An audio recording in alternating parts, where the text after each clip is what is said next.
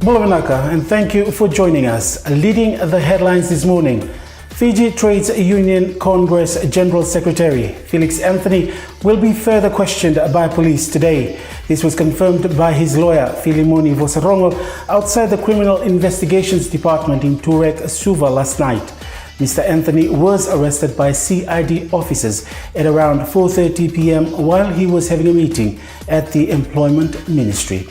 According to Mr. Vosarongo, Mr. Anthony was being interviewed by allegations of breaching the Public Order Act. Meanwhile, 28 former Water Authority of Fiji employees were also taken in by police for questioning yesterday. The detentions taking place after police were dispatched to WEF depots around the country to ensure contract workers whose employment ended on April the 30th did not enter the premises.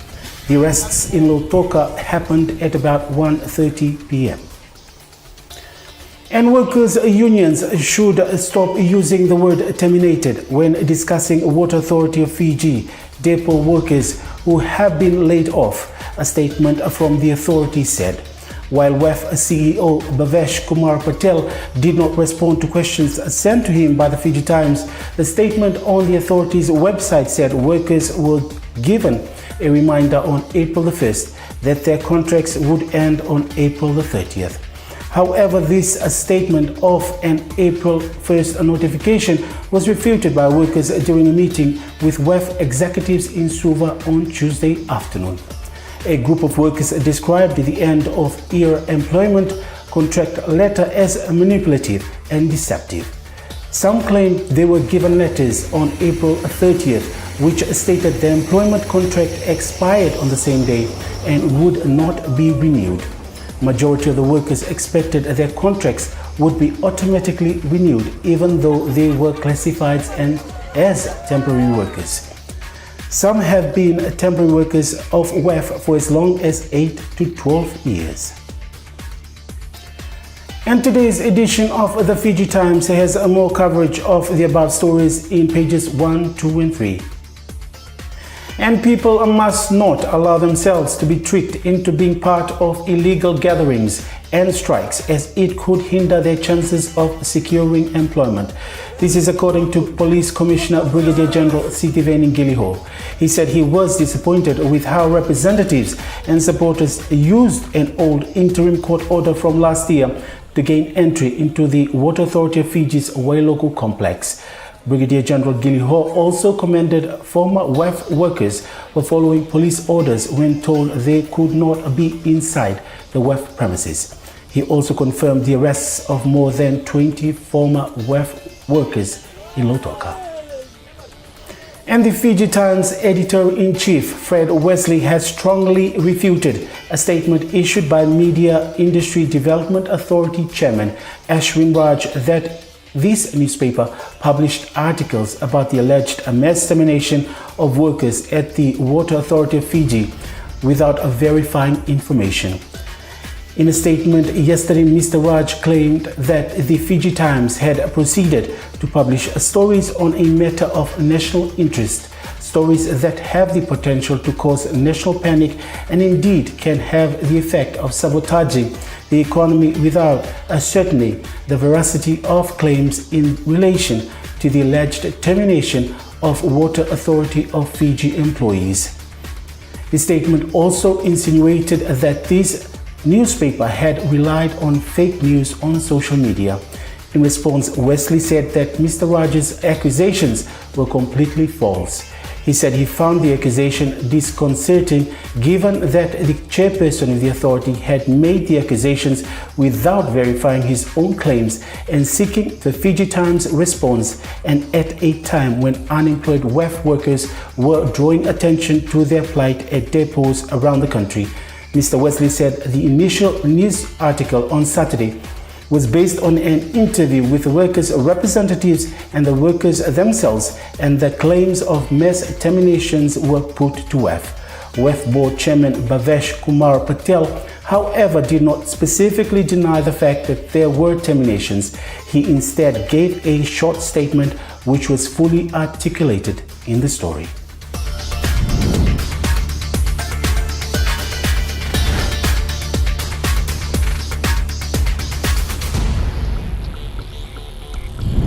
And in sports, Ndavu Chukia Reds and Ravi Ravi Sunwolves will battle for the Nandronga Super Rugby title tomorrow at Lawanga Park.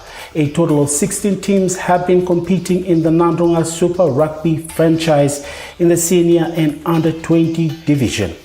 In the under-20 competition, Vusu Brumbies and the Malo Malo Sharks will meet in the final.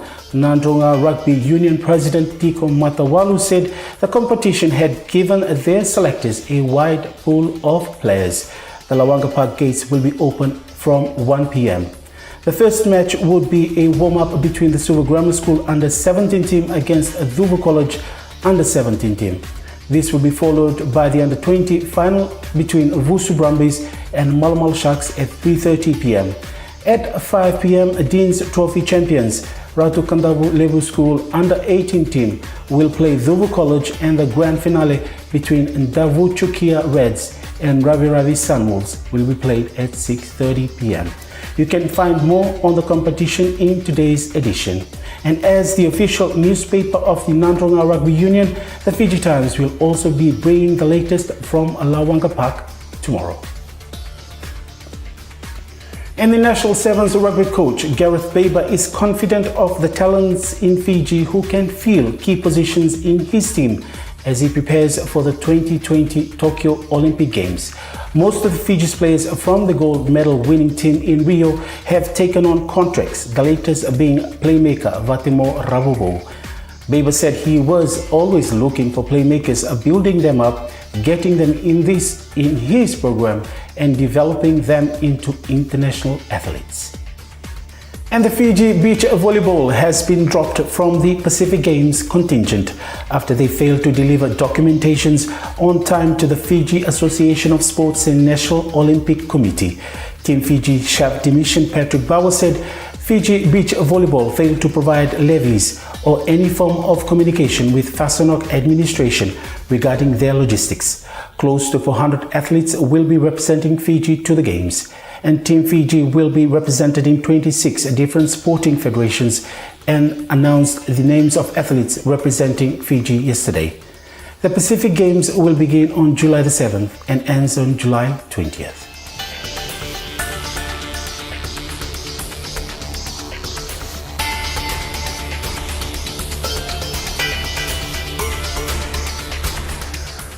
And in business, a special 10th anniversary edition of the Asian Development Bank's Pacific Economic Monitor was launched yesterday. This was part of the 52nd annual meeting of ADB's Board of Governors underway in Nadi this week. According to ADB's Social Sectors and Public Sector Management Director for Pacific, Emma Veve, the monitor had explored topical policy issues critical to development discourse in the Pacific. And the Asian Development Bank has secured close to $130 million in climate financing from the Green Climate Fund. And ADB's Director General for the Pacific Department, Camilla Loxin, said ADB is scaling up its financial and technical support for the Pacific region to improve the lives of close to 13 million people. Meanwhile, climate change, resilience and adaptation are among the focal points up for discussion at the 52nd Asian Development Bank annual meeting in Nadi. With small island developing states in the region listed as immensely vulnerable to extreme weather patterns and rising seas among other variables, a bulk of projects undertaken by ADB in the Pacific has been focused on mitigation and adaptation.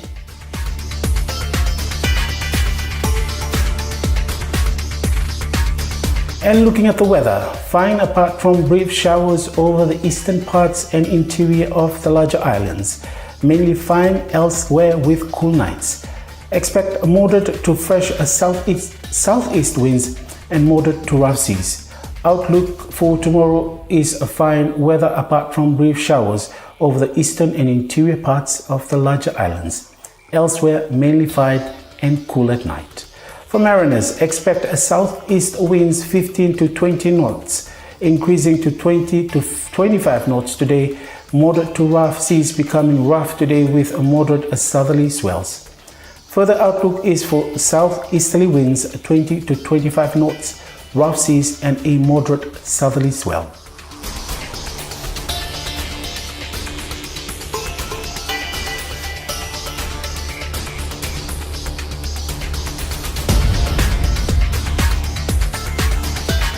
And you can read more detailed reports on WEF, ADB and other interesting stories in today's print and our e-edition.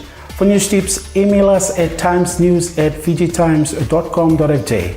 Don't forget to follow us on Instagram and Twitter and like our Facebook page. And that is all we have from the Fiji Times newsroom. Until tomorrow, have a good day.